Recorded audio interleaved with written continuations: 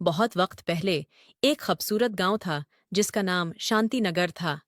लेकिन गांव के एक कोने में मौजूद एक प्रासरार झील ने लोगों के दिलों में खौफ का साया डाल रखा था। लोग कहते थे कि जो भी उस झील में तैरने जाता कभी वापस नहीं आता।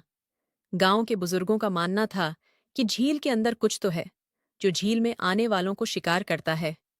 एक दिन गांव का किसान रामो अपनी धोती बांधे झील के पास जाने की तैयारी कर रहा था। रामो की माँ उसे रोकती है।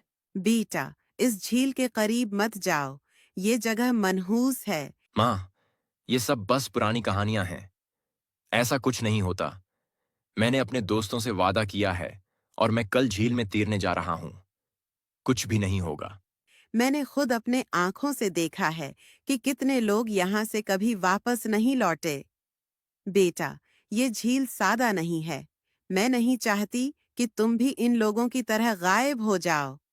लेकिन रामू अपनी माँ की बात को संजीदा नहीं लेता और झील की तरफ जाने का इरादा करता है। अगले दिन रामू अपने दोस्तों के साथ झील के पास पहुंचता है। गांव के लोग दूर से ये मंजर देख रहे थे। रामो, मुझ जाओ। ये झील वही है जिसमें जाने वाले कभी वापस नहीं आए। आप लोग बस पुरानी कहानियों पर यकीन करते हैं। मैं वापस आऊंगा और तुम सबको दिखाऊंगा कि यहाँ कुछ भी खतरनाक नहीं है।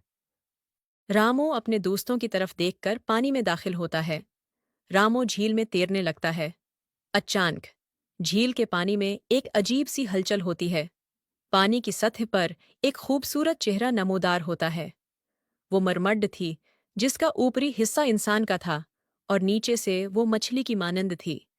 उसकी आंखों में गहरी चमक और दलक्ष मुस्कुराहट थी। तुम तुम कौन हो? रामू, तुम मेरे जाल में आ चुके हो। क्या तुम्हें डर नहीं लगता?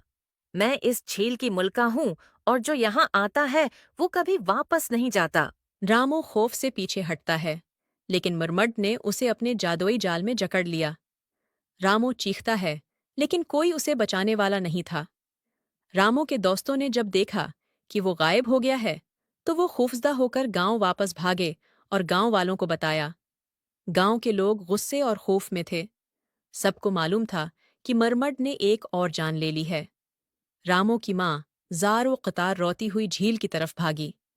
गांव के लोगों ने फैसला किया कि अब उस मरमड को खत्म करना जरूरी है। गांव के बहादुर जवान और बूढ़े सब जमा हुए और झील के पास पहुंचे।